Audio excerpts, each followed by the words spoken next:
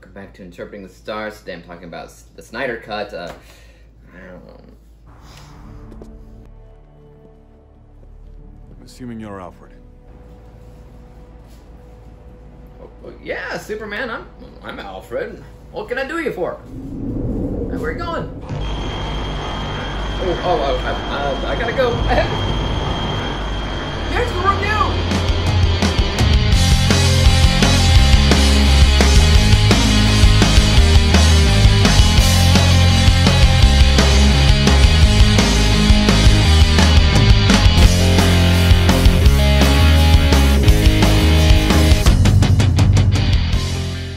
Hey, what's up and welcome back to Interpreting the Stars. Today I'm going to be reviewing Zack Snyder's Justice League, otherwise known as the Snyder Cut. After the tragic death and loss of Superman, Bruce Wayne travels the globe to create a band of heroes that will work together for the next catastrophic event, which as it turns out is right around the corner. Hidden on 3 different areas around the world are 3 Mother Stones that, when found and combined, can turn our world into Apocalypse, the world where Darkseid presides. The newly formed Justice League must stop his protege before he combines every last stone, but without Superman, it may be a fool's errand. So I was able to get a screener for this film, and even though it's later than everybody else's review, I'm glad that I was able to get this out before the movie comes out tomorrow. I was one of the only critics that outwardly praised the theatrical release. For me, it's always been a lot of fun and contained the spirit that I wanted to see all along. Not only that, but I've always felt like it didn't even sacrifice the serious nature of the first 2 movies. It simply felt like a natural progression from dark to light, and since its release, every DCEU movie has felt lighter more or less. Suicide Squad, Birds of Prey, Shazam, Wonder Woman 1984, and I want to give credit almost to the lightness of that 2017 film. For the past few months now, I've been outwardly expressing my worry about the Snyder Cut because it looks as dark and depressing as the first few films. In my opinion, that could sacrifice where the universe went after that in 2017. But now it's time to find out if my worries were warranted, being a fan of the theatrical film, or if it works out for what it is. First, the positives. It is without a doubt in my mind the proper way to tell the story. Even if you go back to my review of the 2017 film, any of my negatives all revolved around the storytelling aspect. I enjoyed the tone of that film and where it all eventually led to, but the story was really loose for me. It always was. And even confusing because there wasn't enough exposition. Why was Steppenwolf even doing it in the first place? I knew it had something to do with creating his world on ours and whatever, I just didn't understand why. And I also knew a Snyder Cut would probably provide the answers to that question, and it does. Tenfold in every possible way. So the story or writing needed a longer film to explain those things. It also needed a longer film for the character development. That's another thing a lot of critics are talking about, that the character development is big in this film, and it is. Everybody is talked about, everybody's given ample screen time, and nobody is given the cold shoulder or ignored. That I definitely appreciated, and it's always something that I like about heavily casted films, especially superhero movies. Endgame. Endgame also approached that really, really well, and that was also a long movie. By turning an action-heavy romp, that is the 2017 film, into a slow-burning experience that many are calling epic or even a masterpiece, Zack Snyder has essentially turned a movie into more of an event. It's hard to even call this a movie. It's not just a movie, it's an experience, and one that will be extremely hard to forget. The changes are not only interesting, you'll immediately be able to tell how important they are. It's actually quite remarkable the more that you think about it. But now I want to talk about some negatives. Now keep in mind, most of these negatives are biases that I have that you probably don't. Mostly because I love Superman. So one of the reasons that I love the Justice League film from 2017 is because of the tone that Whedon gave the film. Yes, I do like that. And especially where the film leaves things off with Superman. For me, Superman has always been a character who is light, who is hopeful, who is an inspiration above all else. A being that makes all little boys and even girls want to be them. Tie a red blanket around their necks, jump off the couch thinking they could fly. Where his spirit makes them want to just go out in the real world and make a difference by being kind or being a protector of others.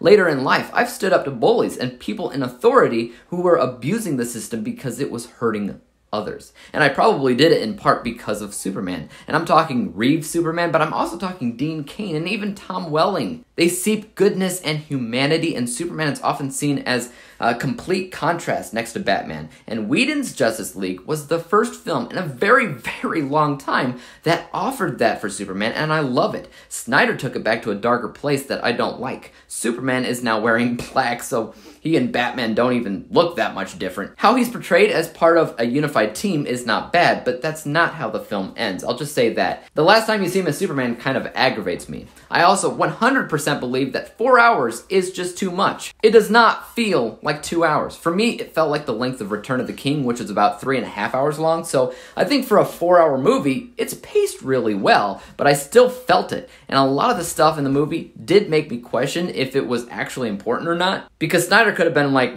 we come this far, why the heck not just throw that in there? Throw that in there too. And at the end of the day, the movie's longer than even Gone with the Wind, which is just crazy to me. If you're like me, 4 hours is a big commitment, especially if you have kids, so it's probably hard to pull off, which is partially why it took me so long to get this review out. Another slight negative I have about the movie is the Flash's humor. Whedon has a better sense of humor than Zack Snyder, so the lighter tone of the 2017 film fit the Flash better whenever he'd have his humorous quirks. They are in this movie as well, but it's more of an awkward humor thing that I don't think is actually funny, because the movie isn't. And so for me, he kind of feels out of place, but he does have a few serious moments in this film that I think are much better than his serious moments in the 2017 film, because Zack Snyder's better at serious moments. So it's a bit of a catch-22. Also, and this is more of a pet peeve, don't listen to people who say that only 12% or like 20 minutes of the theatrical film is in this movie. That's a load of bull honky. Almost the entire movie is in this movie. It's just expanded on. In my experience, every scene of Whedon's film is in this movie too. They just double the length of each one. It's like the difference between saying the dog walks to the park, which would be something that Whedon said, versus Zack Snyder, who would say something like, the terrified German shepherd reluctantly approached the dark brush that led him to an uncertain destination. Either he'd end up at his beloved park that reminds him of a better life, or his final destination is the dog kennel where he is scheduled to be put asleep. With each trembling step, he feels his tail between his legs.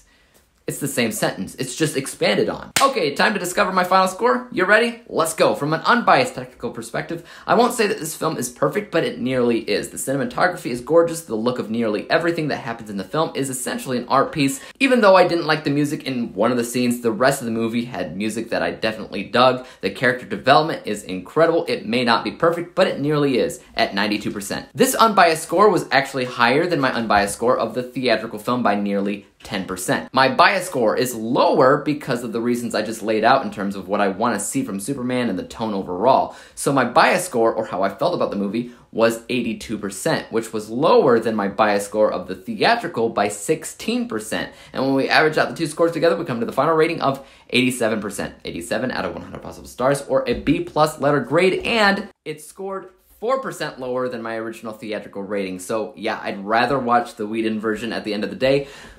But it is a very close race for very different reasons. Guys, what'd you think about Zack Snyder's Justice League, the Snyder Cut? Did it meet your expectations? Why or why not? And as for YouTube, you guys know what to do. Hit that like, subscribe button, and bell to be notified when I come out with my next review. And until then, peace out! Dave examines movies we just watch for fun.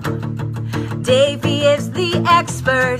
He is the #1 critic that I go to when I need a movie pick. Thanks for joining up with us.